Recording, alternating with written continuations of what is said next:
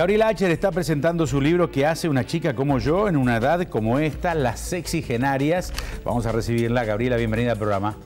Hola, ¿qué tal? Gracias, muchas gracias por la bienvenida. Estoy muy bien. Bueno, ¿cómo nace el libro? A ver, contanos. Bueno, ¿cómo nace este libro? En realidad yo desde que empecé a escribir mis libros allá por el 92 y que empecé escribiendo lo que yo creía que eran problemas personales, cuando vi la repercusión que estos libros tuvieron en las otras mujeres, me di cuenta de que en realidad lo que yo creía que eran problemas personales eran problemas del género femenino. Esto fue un descubrimiento impresionante en mi vida y a partir de ahí fue que yo sentí esta comunión tan grande con el resto de las mujeres y que me di cuenta de que vivir en un cuerpo de mujer significa pasar por una serie de experiencias comunes, que son menstruaciones, embarazos, partos, menopausias, que por muy diferentes que seamos las mujeres nos hacen parecidas en un punto.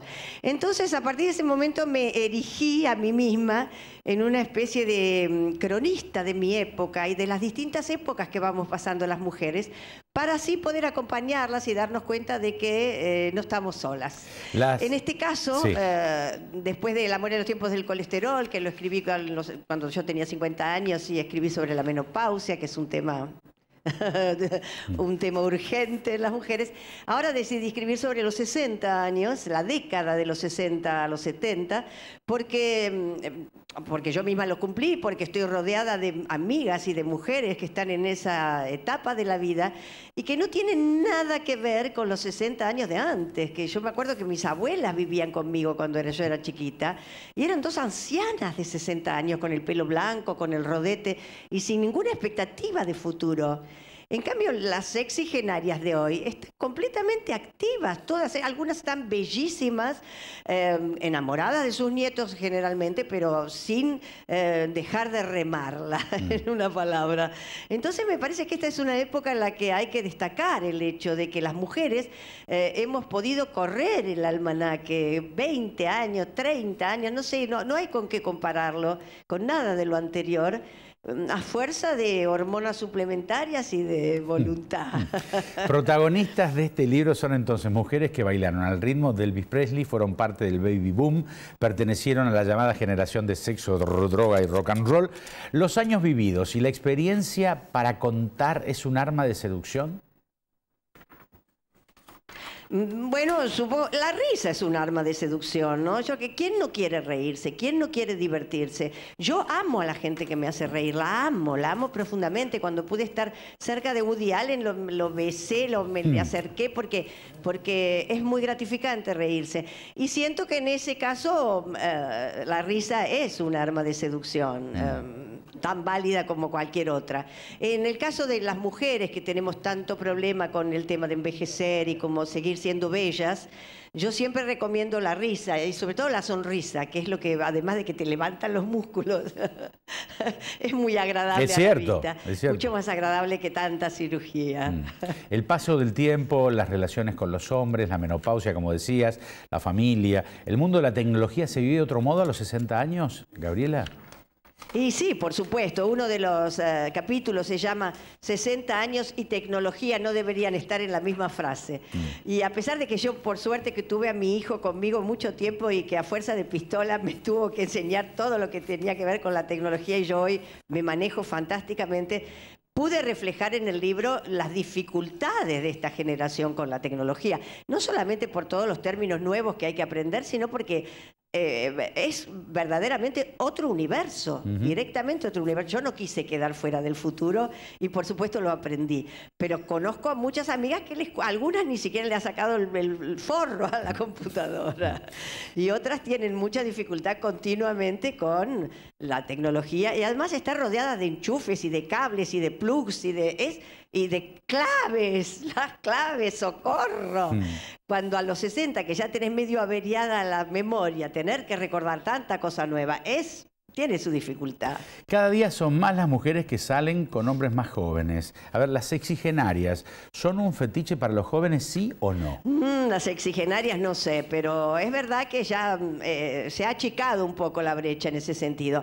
A mí me parece que en realidad los 40 de la mujer, que en este momento son el cenit de su atractivo, yo siempre la veo a Jennifer López, que está cada vez más linda y tiene 40 y pico, es un buen momento para estar con un hombre más joven, porque me parece que en ese sentido las mujeres estamos llegando un poco más tarde a la libertad de la sexualidad, porque venimos de épocas de mucha represión, y entonces estamos más equiparadas a los 40 con los varones de 20. A los 60 ya, no sé, ya habría que pensarlo un poco más, la diferencia con alguien mucho más joven. Gabriela Acher, bueno, trabajaste con la mayoría de los grandes de la Argentina y del Uruguay, los mayores capocómicos desde Tato Bores, Almada, Espalter, Gasalla.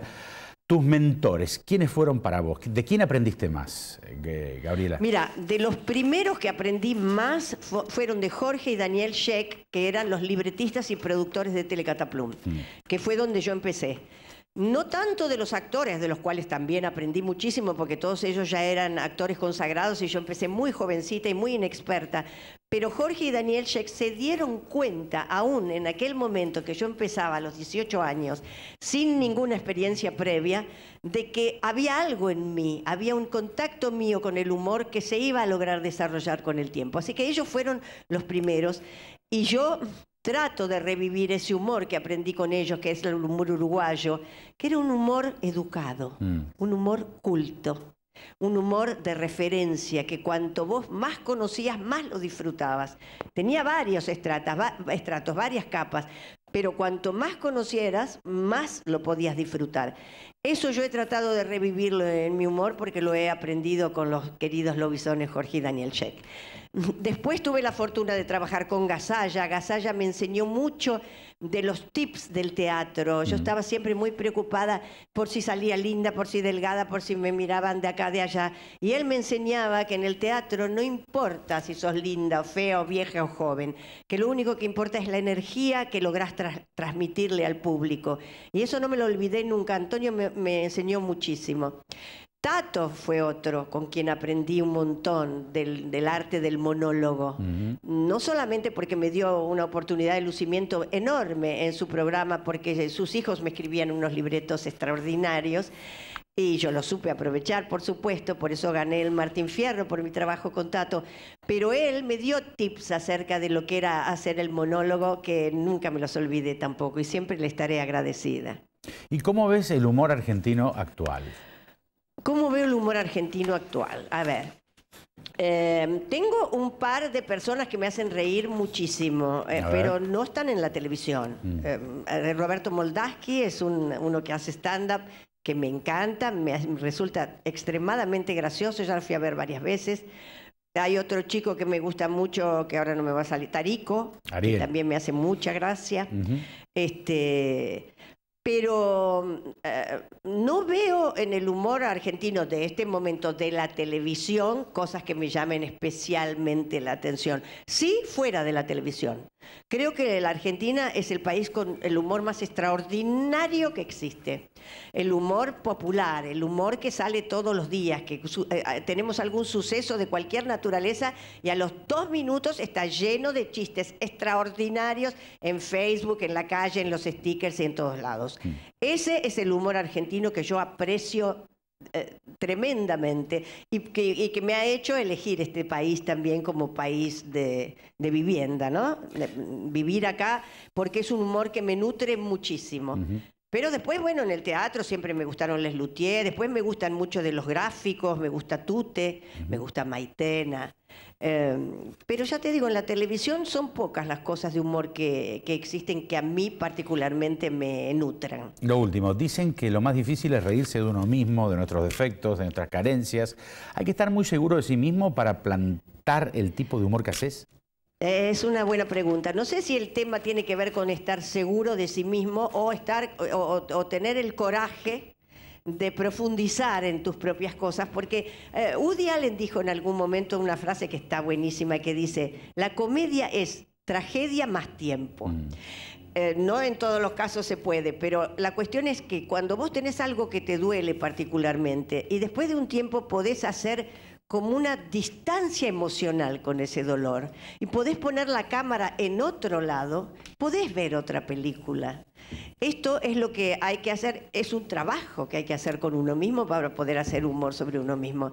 No sé si tiene que ver con la seguridad, pero sí con la voluntad de correrse del lugar de víctima y poder desde otro lado ver otra película y transmitir una película más divertida. Tu último libro, ¿qué hace una chica como yo en una edad como esta? Gracias, Gabriela. No, al contrario, gracias a ustedes por llamar. Ahí estaba, Gabriela Acher. Sugerencias a dicenkedice@fivertel.com.ar. Nos reencontramos la próxima semana. Muy amables como siempre. Gracias.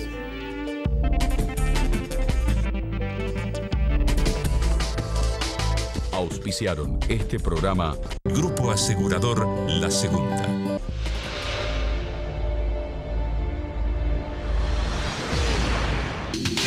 Municipalidad de Rosario.